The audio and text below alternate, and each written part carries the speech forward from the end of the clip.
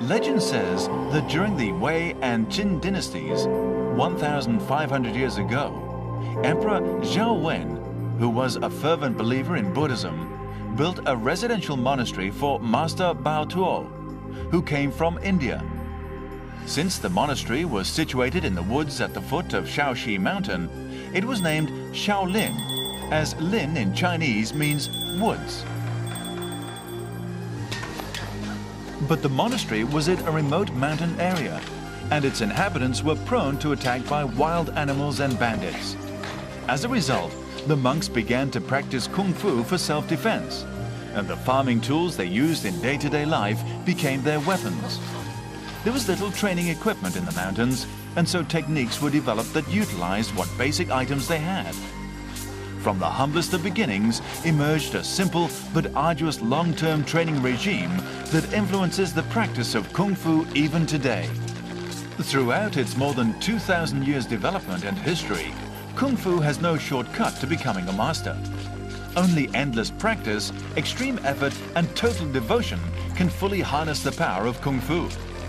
Literally, in ancient Chinese, the term kung fu means one with an unerring devotion. The reward of becoming a master is reserved only for the elite of the elite.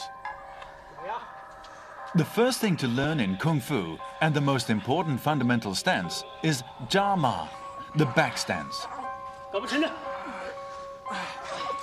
As a basis for strong attacks and to avoid falling at the opponent's attack, the first requirement is to be able to stand firm. A kung fu practitioner must continue Jia Ma exercises throughout his life, at least 2 hours every day.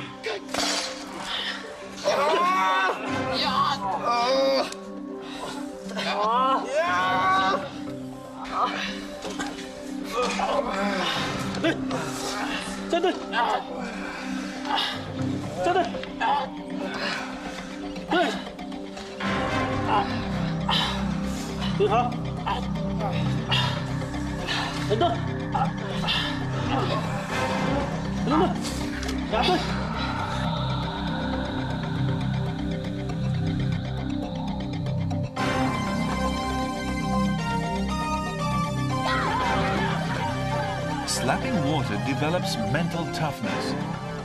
And by choosing freezing cold days to slap the water, the student learns to resist the cold.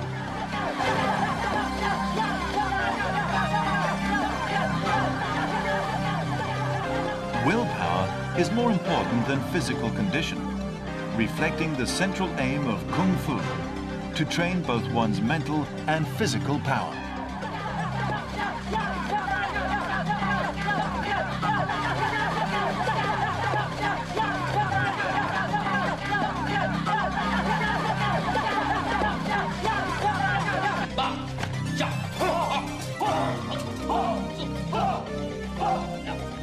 Liaozhang is a way to strengthen delicate human fingers.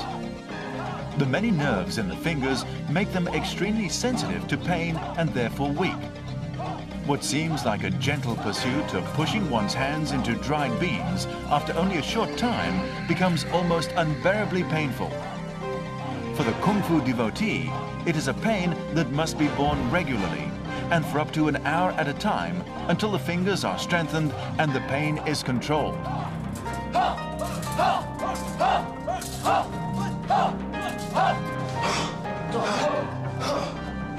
Hitting a candle flame from a distance is an exercise that promotes the explosive power of a punch.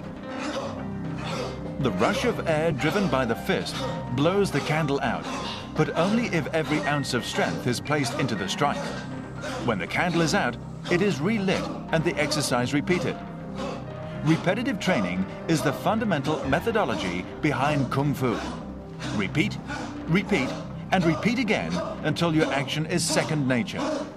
要通过自己的刻苦努力锻炼呢，因为少林拳是学无止境的。